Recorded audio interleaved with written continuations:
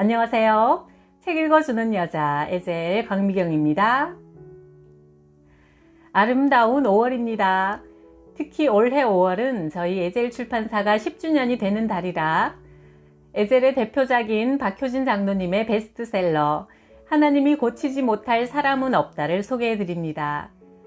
저와 함께 사형장으로 가셔서 이 세상에서 가장 무서운 장소라 할 수 있는 사형장을 하나님께서 어떻게 천국의 문으로 바꾸시는지 그 감동의 드라마를 한번 지켜보세요. 나는 40년간 교도관 생활을 하면서 29명의 사형수가 이 땅을 떠나는 모습을 지켜보았다. 다른 종교를 믿는 사형수들의 최후 모습을 보면 예수님을 믿고 천국 소망을 가진 자와 그렇지 않은 자의 마지막 모습이 하늘과 땅처럼 달랐다. 이제 곧 사형장에 들어설 이는 도사님이라 불리던 사람이었다. 50대로 다른 사형수들보다 훨씬 나이도 많았고 자기 종교에 심취해 나름대로 제법 경지에 다다랐으며 언행도 점잖아서 저런 사람이 어떻게 사형수가 됐을까 의구심을 자아냈다. 그러나 나는 알고 있었다. 아무리 학식이 뛰어나고 수양이 도인의 경지에 이른 사람이라도 하나님의 영이 그 안에 없으면 한낱 껍데기에 불과하다는 것을. 하나님께서 붙들어 주시지 않는 한 이 무서운 죽음의 공포를 이길 도리가 없음을. 그 영혼이 너무나 안타까워 마른 침을 삼키며 출입문을 뚫어져라 쳐다보고 있던 내 눈앞에 마침내 교도관 둘이 양쪽에서 그의 팔짱을 끼고 모습을 드러냈다. 혹시 마지막 순간에 예수님을 영접했을까? 그러나 내 간절한 소망은 그를 보는 순간 여지없이 무너지고 말았다. 첫눈에 봐도 그는 극심한 공포로 이미 혼이 나가 있었다. 온 얼굴이 처참하게 일그러졌고 제 힘으로 걷지도 못해 부축하는 직원들에게 질질 끌려왔다. 다리에 완전히 힘이 빠져서 계단을 올라올 때도 발등이 계단턱에 덜거덕 부딪혔다. 계단을 다 올라와 길게 드리워진 밧줄을 본 순간 헉 하며 주저앉는 그의 바짓가랑이 밑으로 오줌이 쏟아졌다. 인정신문을 받을 때 횡설수설 말을 늘어놓더니 급기야 무지막지한 욕설을 쏟아내기 시작했다. 그 누구보다 점잖은 인격의 소유자라 인정받던 그가 최후의 순간에 보여준 모습은 정말 의외였다. 두서없이 이어지는 그의 말을 듣던 소장은 더 시간을 끌어봤자 별다른 변화가 없다고 결론 내리고 집행명령을 내렸다. 사형대 위에서 두건이 머리에 덮이고 밧줄이 목에 걸리는 순간까지도 그는 원망과 욕설만 퍼부어댔다. 덜커덕 아래 널빤지가 떨어지고 그는 그렇게 공중에 목이 매달려 죽었다. 오늘 마지막으로 사형장에 올라올 사형수는 용필이었다. 그는 하마 같은 덩치에 성격도 난폭해 누구의 말도 듣지 않는 골칫덩이였다. 기분이 별로 좋지 않은 날엔 식사를 하면서 자기 대나무 젓가락을 슬슬 쓰다듬으며 말한다. 꿈자리도 뒤숭숭하고 짜증이 슬슬 나는데 오늘 밤에 이 젓가락으로 아무 놈이나 누나를 콱 파버릴까 보다. 그럼 재판 끝날 때까진 사형 집행이 연기될 텐데. 징그러운 웃음을 날리며 젓가락을 쓱 만지는 그의 느물대는 모습은 마귀와 다를 바 없었다. 나는 용필이와 자주 상담했다. 그는 세상을 자기 멋대로 살아온 사람이라 정상적인 심성이 전혀 통하지 않았다. 생을 포기한 사람 특유의 비뚤어진 오기가 전부였다. 어느 날 나는 짐짓 장난스러운 말투로 그에게 접근했다. 야 용필아, 니는 예수님 안 믿으면 2번 죽는데. 넥타이 공장. 재소자들이 사형장을 일컫는 은어다. 넥타이 공장에서 한 번 매달려 죽는 것보다 지옥불에 떨어지는 게 더 고통스러운 기라. 그가 피식 웃는다.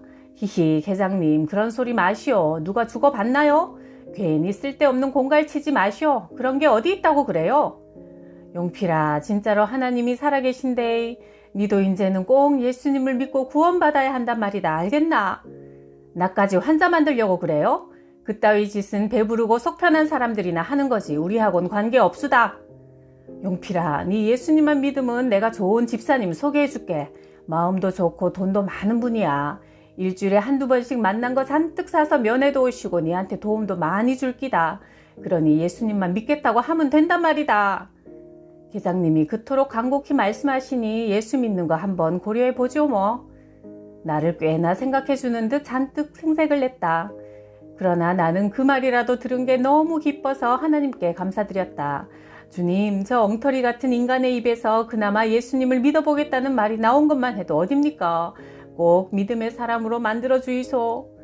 그런데 이 일 저 일로 바빠서 그에게 다시 복음을 제대로 알려줄 기회도 없이 용필이가 그만 오늘 사형장으로 불려 나오게 된 것이다. 나는 억장이 무너져 하나님께 원망 어린 투정을 부렸다. 주님, 너무하십니다. 아직 아무것도 모르는 저 녀석을 이렇게 빨리 부르시면 어쩝니까?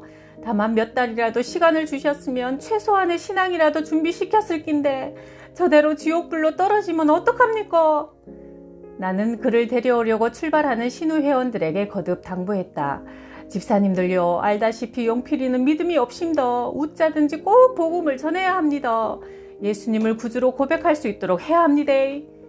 집사님들은 그러겠노라 입술을 굳게 깨물며 출발했다. 나는 사형장 계단 입구를 서성이며 그들을 기다리는 동안 애절한 기도를 드렸다.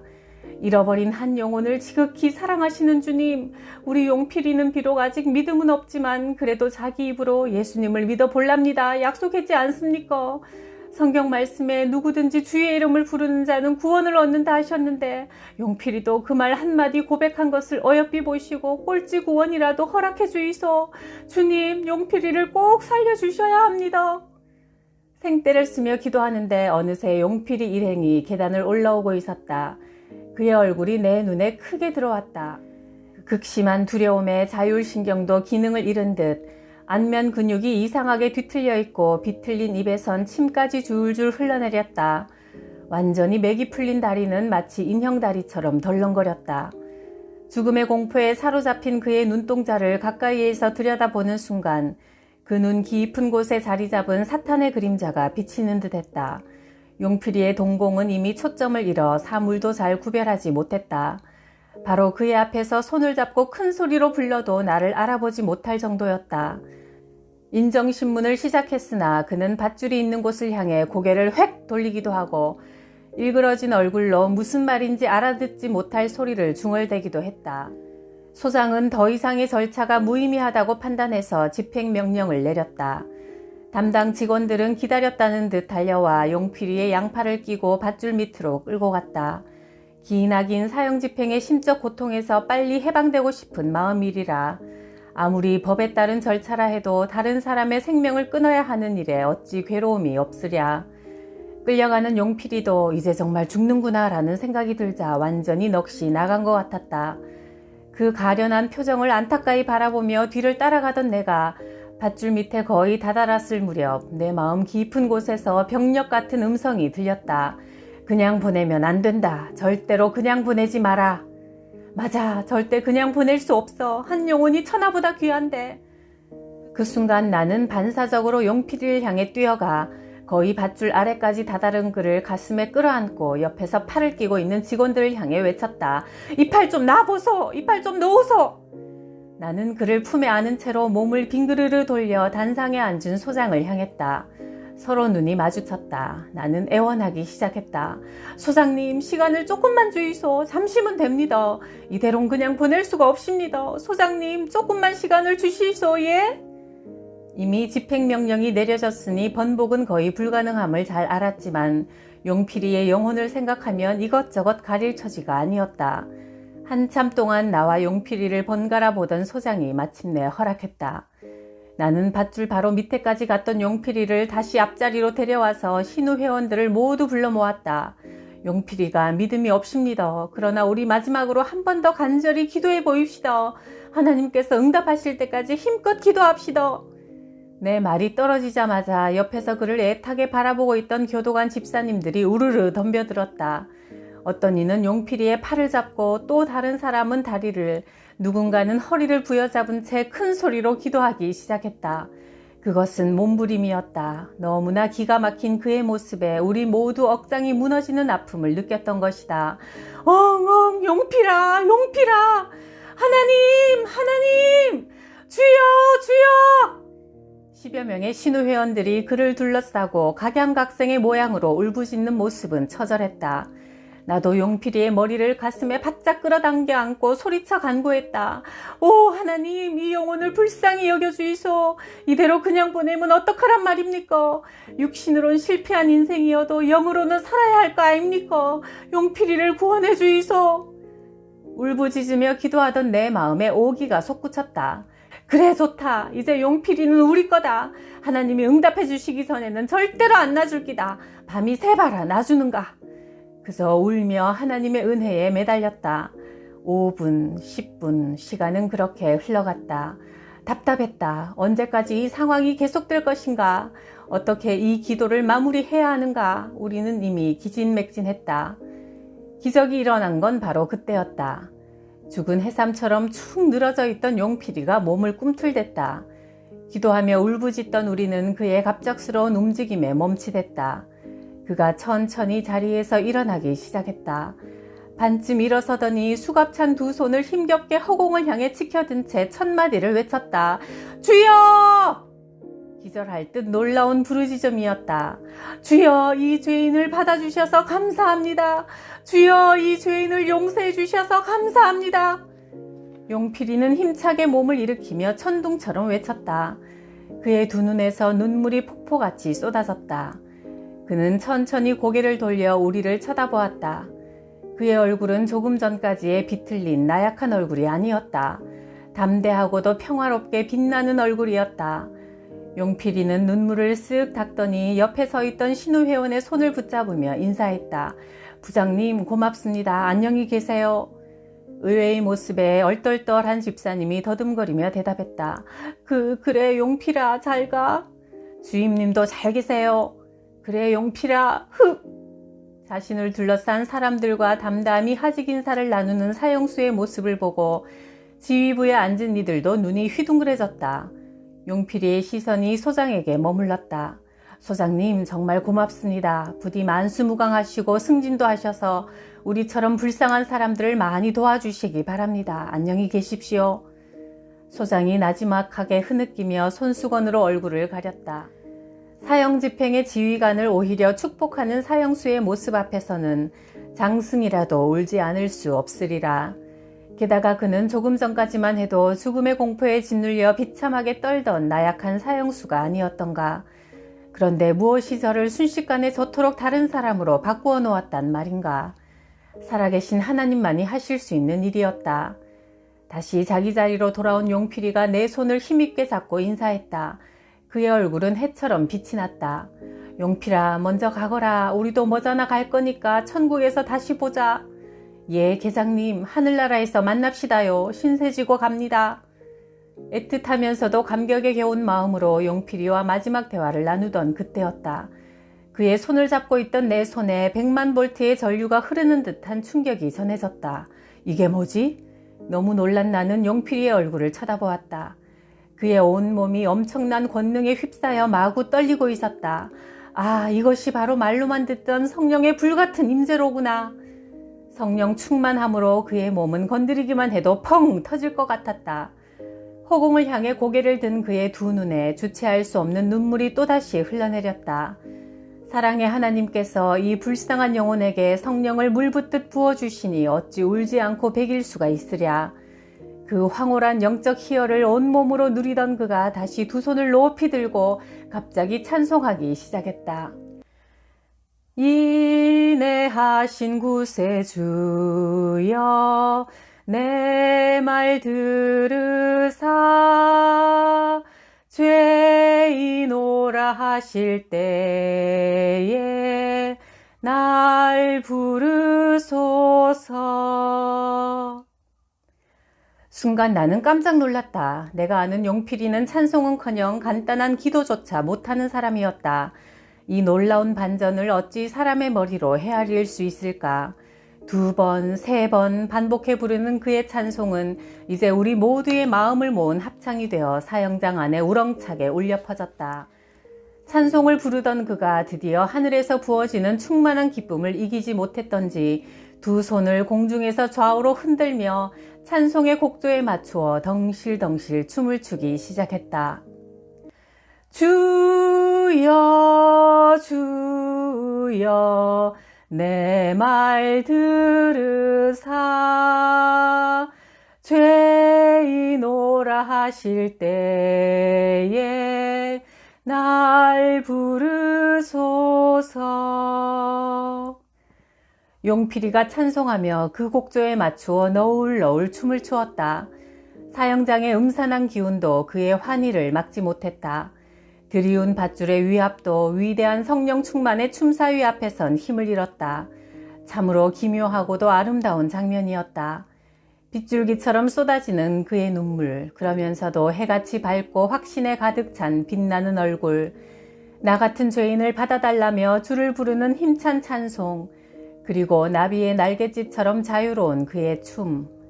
완전히 압도당한 채 그를 쳐다보고 있던 신우 회원들이 무엇에 끌린 듯 하나둘 용필이의 주위로 모여들었다. 눈물로 범벅이 된 우리는 어느덧 한 덩어리가 되어 사형장 밧줄 밑에서 두 손을 높이 쳐들고 목청껏 찬송을 부르며 사형수와 함께 덩실덩실 춤을 추었다. 이 광경을 보고 있던 다른 모든 사람들도 이 땅에서 천상의 세계를 목격하는 듯한 신비로운 기운에 휩싸였다.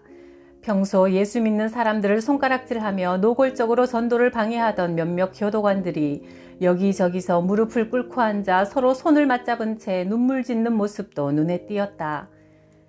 집행 시간이 되었다. 이제 용필이는 그 누구보다 당당했다. 영생의 기쁨을 맛본 자만이 가질 수 있는 담대한 모습으로 그는 밧줄 밑을 향해 걸음을 옮겼다. 그리고 흰 두건이 얼굴에 덮이고 목에 밧줄이 걸리는 내내 흔들림 없는 소리로 찬송을 불렀다. 죄인오라 하실 때에 날 부르소서. 그의 마지막이 임박했음을 직감한 내가 외쳤다. 용필아, 잘 가! 계장님, 이 은혜는 천국 가서도 잊지 않고 꼭 갚을게요. 그 말이 끝나자마자 덜커덩 하며 널빤지가 지하실을 향해 뚝 떨어지고 그의 모습이 시야에서 사라졌다. 온 세상이 멈춘 듯 했다. 적막한 사형장에 움직이는 것이라곤 삐그덕거리며 천천히 좌우로 흔들리는 긴 밧줄뿐, 하나님의 살아계심과 구원하심이 생생한 현실로 증거되는 이 엄숙한 순간을 세상에 선포하듯 밧줄은 괴종시계의 추처럼 완만히 흔들리고 있었다. 그가 부르던 찬송가의 여운도 끊겼다. 하나님의 영에 사로잡혀 기쁨으로 추던 춤도 끝났다. 짧은 인생 속에 곰팡이처럼 들러붙어 있던 추악한 죄악도, 사형수라는 저주스러운 이름도 사라졌다. 이제 용필이에겐 새로운 삶이 열렸다. 우리는 영원히 살 천국이 있다는 말을 들으면서도 확신 없는 신앙의 길을 걷고 있지는 않은가? 잘 믿기지 않는 하나님 나라를 부담스러워하며 살아가진 않는가? 용필이는 최후의 10분을 통해 믿음 없는 이 세대에게 하나님의 실제와 구원의 실상을 똑똑히 보여주었다. 우리의 기도를 들으시는 살아계신 주님, 용필이마저도 포기하지 않고 구원해 주신 주님, 쏟아지는 눈물을 닦을 겨를도 없이 나는 사형장 바닥에 꿇어앉아 영광의 주님을 찬양하기 시작했다.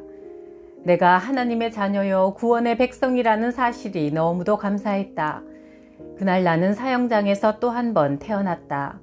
눈에 보이고 손으로 만져지는 세계만이 전부인 줄 알고 살던 미련한 내 영혼이 천국의 문으로 바뀐 이 사형장에서 죽음을 초월하는 믿음의 세계를 온몸으로 체험하며 다시 한번 거듭나게 되었다. 죽은 자를 살리시는 생명과 부활의 하나님, 영원히 홀로 찬송과 영광을 받으소서. 아멘. 예수께서 말씀하시되 나는 부활이요 생명이니 나를 믿는 자는 죽어도 살겠고 살아서 나를 믿는 자는 영원히 죽지 아니하리라. 이것을 네가 믿느냐? 요한복음 11장 25절 26절 말씀. 죽음의 공포를 초월하는 유일한 방법은 우리 죄를 대신 지고 십자가에서 죽으셨다가 다시 부활하신 예수 그리스도를 나의 구주로 영접하고 사는 길 뿐입니다. 그 복 모두 누리시길 바라요. 구독, 좋아요, 댓글에 뜨거운 사랑에 감사드려요.